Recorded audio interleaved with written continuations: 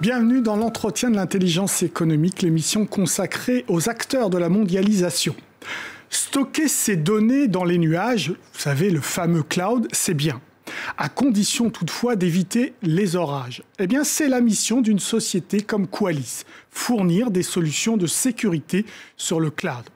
Installée aux États-Unis, dans la Silicon Valley, cotée au Nasdaq américain, Qualys est une entreprise en pleine forme. Je reçois son responsable, Philippe Courteau. Bonjour Philippe Courteau. Dans vos mots, vous faites quoi à Qualys ? Eh bien, notre société, nous avons démarré pour aider les sociétés à sécuriser leur réseau informatique et maintenant, bien évidemment, le cloud. Alors, les chiffres généraux de votre société, c'est quoi? Combien de salariés, chiffre d'affaires? Nous sommes une société, on a près de 1000 personnes dans le monde. Nous avons 50% des Fortune 50, à peu près 40% des Fortune 1000, 25% des Forbes Global 2000. Donc, on est dans 126 pays. Nous avons une société, donc on est coté en fait en bourse avec une capitalisation boursière de plus de 2 milliards de dollars. Nous sommes très profitables en fait avec 37% d'EBITDA.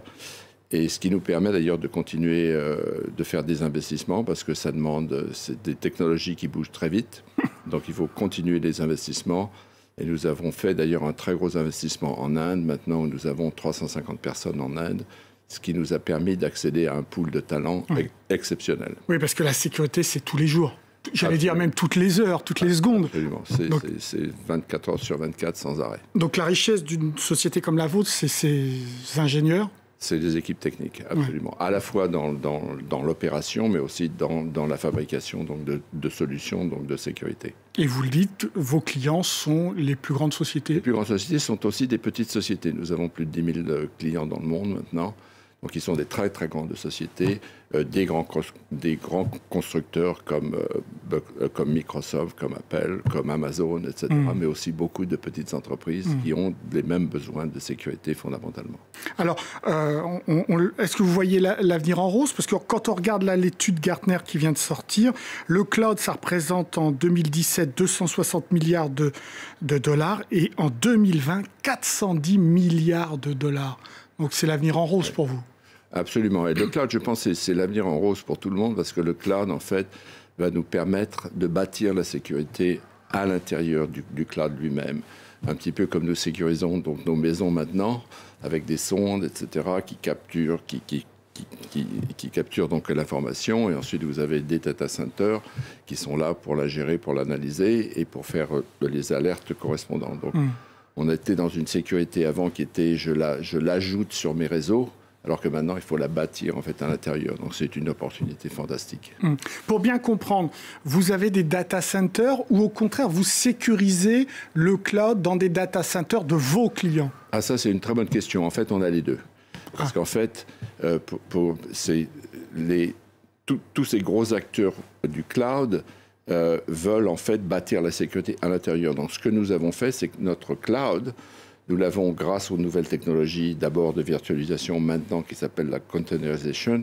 Ça nous a permis en fait de packager toute notre technologie de telle sorte que je puisse la délivrer à l'intérieur du cloud lui-même, de telle sorte qu'on puisse le sécuriser de l'intérieur. Et on fait ça aussi pour nos très gros clients. Pour les plus petits clients, ils ont plutôt notre modèle cloud public, puisqu'ils n'ont pas, parce que leurs réseaux sont beaucoup plus petits et ils ont nettement moins ce besoin de le sécuriser de l'intérieur.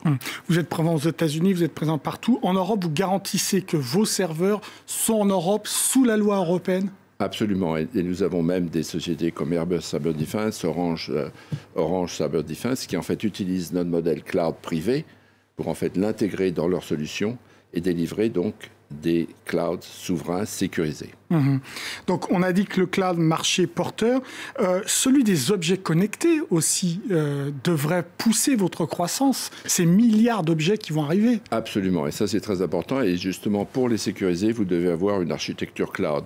Les gens confondent souvent le modèle cloud, qui est un modèle de délivrer donc des services ou de l'applicatif, avec son architecture. Oui. Cette architecture, c'est fondamentalement des serveurs qui peuvent être un peu n'importe où, qui ont une capacité de calcul maintenant en fait infinie, des capacités de stockage infinies également, L'Internet, c'est le moyen de communiquer avec des objets, ces objets étant soit des ordinateurs, soit des sondes, et tout ça est géré d'une manière centrale, automatisée, et totalement, le mot en français, je ne me souviens plus, self-updating, donc qui s'adapte à chaque fois. Qui s'adapte à chaque fois. Donc, nous avons l'architecture de l'Internet des objets. Et j'y suis personnellement très sensible, puisque j'ai une petite gamine de 11 ans maintenant, qui est diabète type 1. Donc, à l'heure actuelle, elle a des sondes sur son corps. Et maintenant, je peux suivre, en fait, l'évolution de son taux de sucre. Et bientôt, on sera capable d'injecter directement à travers l'Internet, ce qui pose des problèmes, bien évidemment, de sécurité énormes. Donc, sécuriser toute cette infrastructure est absolument fondamental dans notre ère, et c'est une opportunité très grande. Quelles sont les principales failles du cloud que vous sécurisez ? Le cloud, c'est fondamentalement, comme c'est une architecture qui est très différente, il y a plusieurs choses à faire. La première chose, c'est qu'il faut s'assurer qu'il n'y a pas de faille de sécurité à l'extérieur du cloud. Donc, ce sont les API, ce sont tout ce qui est autour du cloud qui en fait touche l'Internet. Donc, il faut s'assurer en continu qu'il n'y a pas de failles de sécurité qui sont là. Il faut aussi protéger contre les attaques. Ce n'est pas ce que notre société fait, mais il y a d'autres sociétés qui font ça très bien. Et puis, à l'intérieur du cloud, c'est la même chose. Donc, il faut faire à la fois l'extérieur et l'intérieur. Et puis ensuite, maintenant, il faut aller vers les objets qui sont donc connectés, qui sont devenus le nouveau périmètre. Donc tout ça, ça doit faire un ensemble cohérent. Ça représente des données considérables qu'il faut continuellement ramasser et analyser. Donc ça demande une puissance de calcul très grande. Et ça, c'est l'avantage que nous avons grâce à notre architecture cloud. Donc, je l'ai dit, Qualys, votre société marche bien, il y a un avenir en rose. Pourquoi vous êtes aux États-Unis alors que vous êtes français, me semble-t-il ? Oui, mais en fait, et puis aussi la technologie en fait avait démarré en fait en France. On l'a amené en fait aux États-Unis. Et la raison est très simple, c'est parce que le marché en fait américain est beaucoup plus gros. Et puis aussi, vous avez surtout l'accès en fait aux capitaux également. Donc, c'est à l'heure actuelle, il est difficile, il était difficile. Je pense que les choses sont en train de changer. Il y a un basculement quand même à l'heure actuelle qui est en train de se passer. Mais à l'époque où nous avons bâti la boîte, c'est-à-dire il y a maintenant 1999, il fallait vraiment être sur le marché en fait américain. Maintenant, grâce à l'Internet en particulier, bien, vous voyez des sociétés qui commencent à se développer dans d'autres pays. Je vois par exemple en Inde, il y a énormément de talents et de structures et de capacités. Et on voit de plus en plus d'ailleurs des sociétés qui amènent toute leur infrastructure IT en Inde, par exemple, ou dans d'autres pays. Donc je pense qu'on arrive à une mondialisation de la technologie et être sur le marché en fait américain au point de vue technologique devient moins important. Par contre, le marché reste le plus gros marché. Donc l'écosystème technologique peut se faire ailleurs. Absolument. Mais pas financier. Mais pas financier, nettement moins financier. Vos relais de croissance, c'est l'Europe, c'est l'Asie, c'est quoi ? C'est un petit peu tout. En fait, à l'heure actuelle, nous avons une très belle croissance en fait en Europe parce que les réseaux en fait en Europe sont plus petits. Mais par contre, comme nous avons bâti beaucoup plus de services supplémentaires, donc ce qui fait que nos clients consomment de plus en plus nos services. Donc c'est une croissance, je dirais, très saine. Aux États-Unis, les comptes sont plus gros, de manière générale. Mais maintenant, l'Asie commence à devenir en fait importante également. Et la perspective de l'Afrique ? Je pense qu'en Afrique, oui, nous avons, enfin, disons, en Afrique du Sud, au Nigeria, en Algérie, au Maroc, on est déjà présent. Je pense que l'Afrique a peut-être la chance, à l'heure actuelle, d'être capable de sauter les technologies anciennes et pour véritablement en fait, adopter le numérique. Donc le continent africain, c'est un continent qui vous donne de l'espoir. Aujourd'hui, vous faites quoi en termes d'affaires, en termes de volume ? C'est à peu près, à l'heure actuelle, c'est peut-être 2% de notre chiffre d'affaires quand même. Mais et de ce que vous voyez, vous pourriez monter à combien ? Je pense que c'est un très gros marché, mais c'est un marché qu'il faut créer. Nos clients là-bas sont plutôt les telcos. Qui sont bien placés. Ce sont des sociétés comme le Crédit en fait agricole. Les télécommunications. Ou alors les banques comme le Crédit en fait agricole qui ont beaucoup de filiales en fait en Afrique, à Madagascar, etc. Donc ce sont eux qui nous amènent là-bas.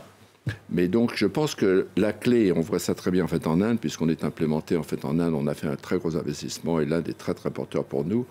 la formation est essentielle. La formation technique, les ressources humaines. Actuelle, des ressources humaines, mais surtout techniques. Et vous la trouvez en Afrique ou pas? Eh ben, je pense que c'est un petit peu ce qui manque. Je pense que l'Afrique doit faire un très gros effort d'investissement, comme l'Inde l'a fait, dans leurs universités techniques, et pour devenir, en fait, pour avoir cette matière, si vous voulez, technologiste, parce qu'on est rentré dans un monde où la technologie commence à devenir, en fait, importante partout. Donc, l'éducation, technologie, jeune devient très importante. Merci beaucoup Philippe Courteau pour toutes vos réponses. L'entretien de l'intelligence économique est terminé, mais comme d'habitude, évidemment, vous pouvez le retrouver sur france24.com. En attendant, restez avec nous car évidemment, l'information, elle continue sur France 24. Au revoir.